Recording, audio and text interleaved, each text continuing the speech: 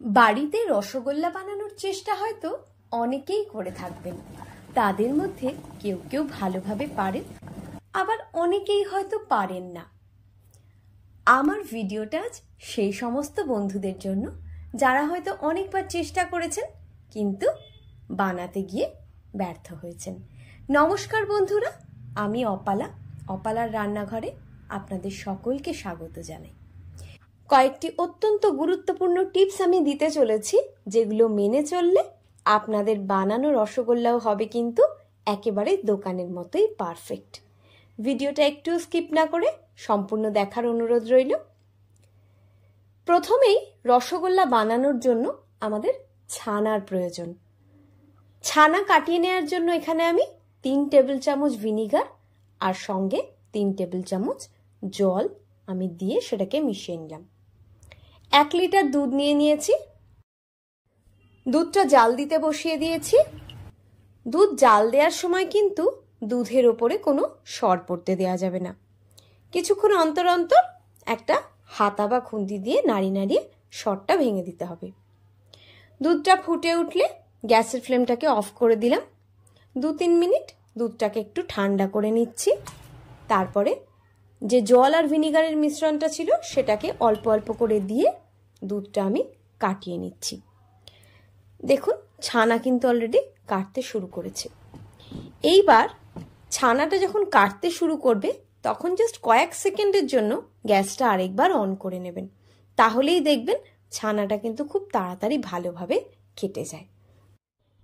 এটা ছিল আমার প্রথম টিপস। এবার ছানাটাকে একটা ছাঁকনির ওপরে সুতির কাপড় দিয়ে আমি ছেঁকে নিচ্ছি। সেটাকে নর্মাল খাবার জল দিয়ে আমি একটু ভালোভাবে ধুয়ে নিচ্ছি, যাতে ভিনিগারের গন্ধটা চলে যায়। ছানা পারফেক্টলি কেটেছে নাকি বোঝার জন্য ছানার জলের রংটা দেখতে হবে। জলটা যদি হালকা সবজি টাইপের রং হয় তাহলেই বুঝবেন ছানাটা ঠিকঠাক কেটেছে।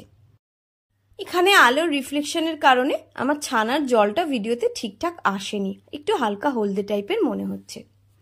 এবার ছানার জল ঝরানোর জন্য পুটলিটাকে এইভাবে হালকা হাতে ধরে আমি জাস্ট 3 বার একটু চেপে যেটুকু জল বেরোনোর বার করে দেব। তারপরে এরকম একটা উঁচু জায়গায় ঝুলিয়ে রেখে দেবো আধ ঘন্টার জন্য। আধ ঘন্টা পরে এই ড্রপ ড্রপ করে জল পড়াটা যখন বন্ধ হয়ে যাবে তখনই সেই ছানাটা দিয়ে আমরা রসগোল্লা বানাতে পারবো।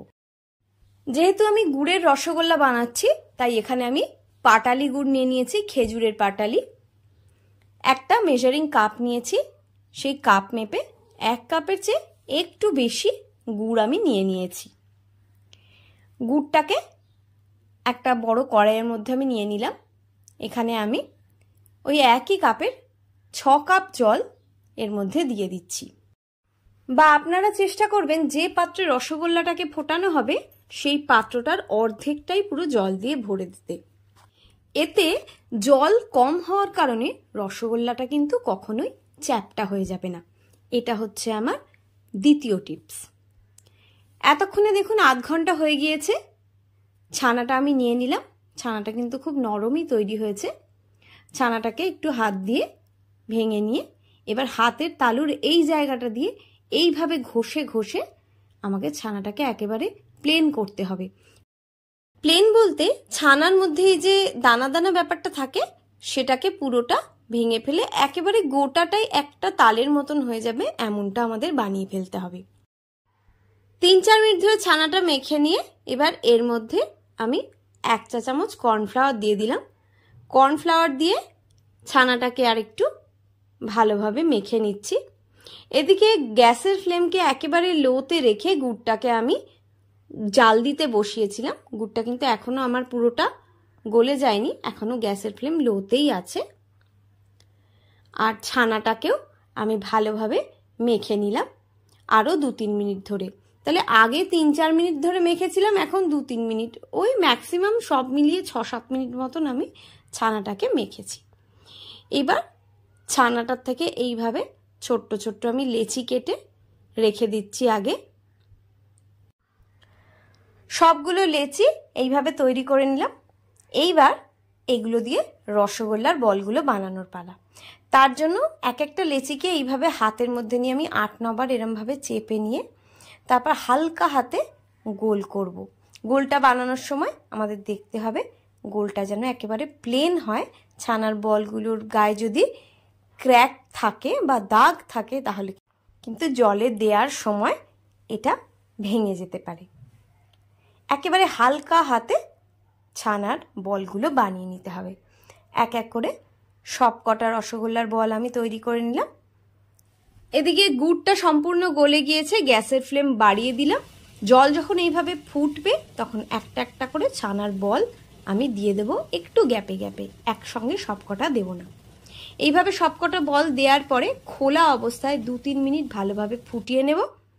তারপরে একটা ঢাকা দিয়ে ঢাকাটাকে একটু ফাঁকা রেখে মিনিট 5 ধরে ভালোভাবে ফুটিয়ে নেব। দেখুন রসগোল্লার সাইজগুলো কতটা বড় হয়ে গিয়েছে। এইবার একটা হাতার পেছন দিক দিয়ে এইভাবে একটু রসগোল্লাগুলোকে হালকা হালকাভাবে উল্টে দেব, দিয়ে আবার ঢাকা দিয়ে মিনিট 3 জন্য আমি ফুটিয়ে নিচ্ছি। আবারও ঢাকা দিয়ে মিনিট 2 জন্য আমি ফুটিয়ে নিলাম। এবার গ্যাসের ফ্লেমটাকে কিন্তু আমি অফ করে দিলাম। এইদিকে আমি আরেকটা বাটির মধ্যে 3/4 কাপ মতন পাটালি গুড় নিয়েছি, আর তাতে ওই যে গুড়ের আমার রস ছিল যার মধ্যে রসগোল্লা ফুটছিল সেখান থেকে 2 কাপ আমি নিয়ে নিয়েছি ওই রস। এবার এই গুড়টাকেও আমি ভালোভাবে ফুটিয়ে নিলাম। তারপরে ওই রসগোল্লাগুলোকে এর মধ্যে দিয়ে 3 মিনিট ধরে ভালোভাবে ফুটিয়ে নিলাম। এবার এটা ঠান্ডা করে আমি ফ্রিজে রেখে দেব। ফ্রিজ থেকে আমি 5-6 ঘন্টা পরে বার করে আপনাদের দেখাচ্ছি। দেখুন রসগোল্লাগুলো কত সুন্দরভাবে তৈরি হয়েছে, ভেতরে একদম রস ঢুকে গিয়েছে, সাইজগুলোও কত সুন্দর। আচ্ছা, আমার তৃতীয় টিপস ছিল রসগোল্লার বলগুলো প্রথমবার দেওয়ার সময় কিন্তু জলটাকে একদম টকবগিয়ে ফুটতে হবে, নাহলে রসগোল্লাগুলো সব ভেঙে যাবে।